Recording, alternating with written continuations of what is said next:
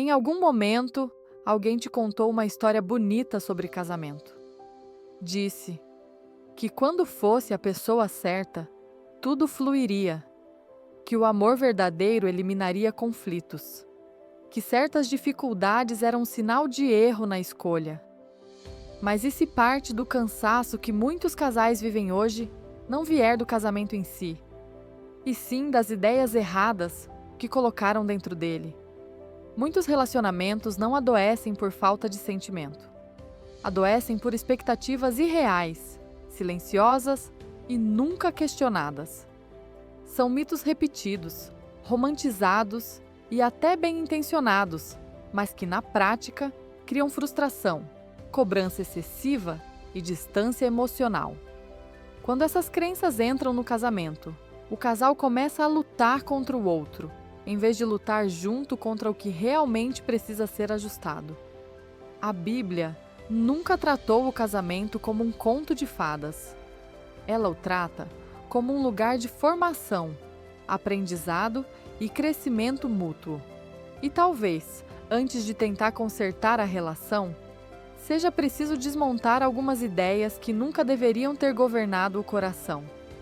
Muita gente entra no casamento acreditando que existe alguém pronto, completo e emocionalmente ajustado esperando por ela. Como se o amor fosse uma recompensa por ter escolhido corretamente.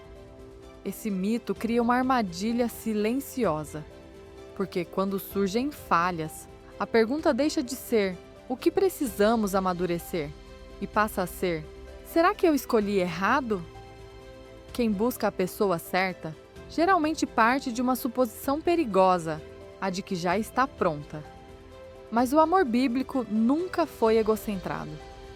Ele não pergunta primeiro o que vai receber, mas o que está disposto a construir. A Escritura orienta que o amor é paciente, aprende a suportar e não busca apenas seus próprios interesses. 1 Coríntios 13, 4 a 5. Isso não descreve alguém perfeito. Descreve alguém em processo. Casamento não é encontrar alguém sem falhas. É decidir crescer ao lado de alguém que também está aprendendo. Quando essa verdade é ignorada, o relacionamento vira uma avaliação constante do outro. Quando é compreendida, o casamento se torna um ambiente de formação. Um dos medos mais silenciosos dentro do casamento é o de desaparecer. Deixar de ser quem se é para caber na expectativa do outro. Mas a Bíblia nunca ensinou fusão doentia. Ela ensina parceria. Duas pessoas caminham juntas sem anular suas histórias, dons e responsabilidades. Quando um tenta se misturar demais, o outro começa a se perder. E onde alguém se perde, nasce ressentimento. Anular o cônjuge não fortalece o vínculo. Gera castração emocional, vigilância excessiva e controle disfarçado de cuidado. O papel do marido ou da esposa não é ser detetive do passado, nem juiz das falhas, muito menos caçador de erros antigos. É ser encorajador do presente. Alguém que caminha ao lado, aponta crescimento e protege a identidade do outro. A Bíblia descreve o casamento como dois que se tornam um. Em Gênesis 2:24, não como dois que deixam de existir. Isso significa que ninguém precisa desaparecer para que o casamento funcione. Não é anular a própria voz para manter a paz. Unidade não é apagamento. É alinhamento de propósito, valores e direção. Muitos acreditam que se o amor for verdadeiro, tudo vai combinar naturalmente. Gostos, ritmos, reações, prioridades. Mas casamento não é a união de iguais. É o encontro de diferentes aprendendo a caminhar juntos. Diferenças não são falhas no projeto.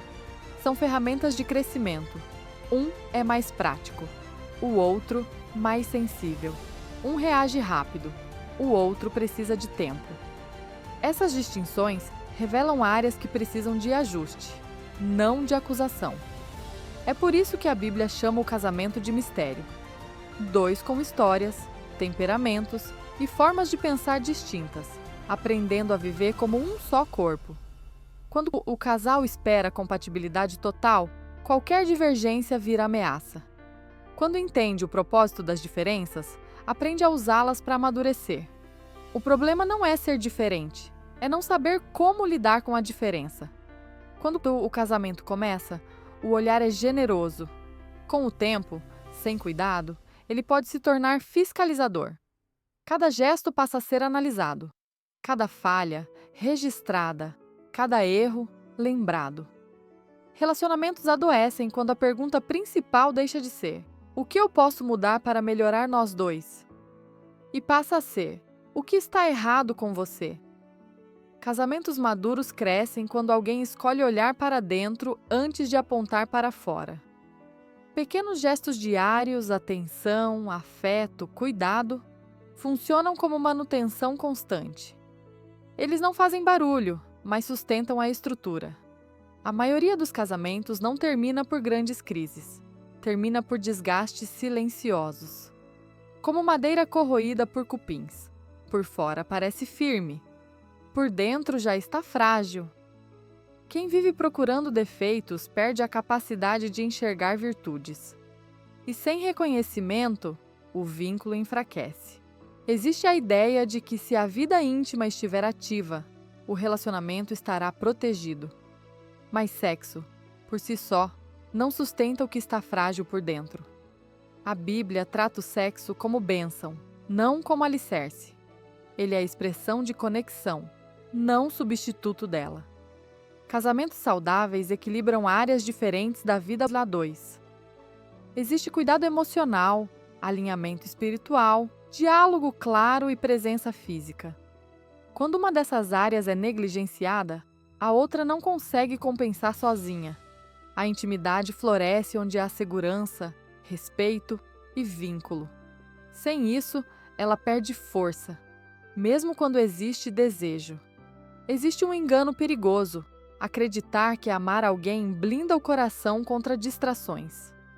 Como se o compromisso anulasse automaticamente a necessidade de cuidado, atenção e presença. Isso não é realista nem bíblico. Amar não elimina a responsabilidade. Pelo contrário, aprofunda. Cuidar da aparência, da comunicação e da conexão não é vaidade, é zelo. É entender que vínculos negligenciados criam brechas, enquanto vínculos nutridos geram proteção. A tentação raramente começa com intenção clara. Ela costuma surgir em ambientes de distância emocional, diálogo superficial e carências não tratadas. Quando o afeto esfria, quando a escuta diminui e quando o outro deixa de ser visto, o coração se torna mais vulnerável do que se imagina. Vigilância no casamento não é desconfiança. É atenção constante ao que fortalece e ao que enfraquece a relação. E talvez, enquanto você ouve tudo isso, algo tenha ficado claro. Algumas ideias que parecem normais, espirituais ou até românticas, na prática, adoecem o vínculo. Se você percebeu que acreditou em alguma delas, escreva nos comentários apenas uma palavra: mito. Às vezes, reconhecer já é o primeiro passo para mudar o que vinha sendo vivido no automático.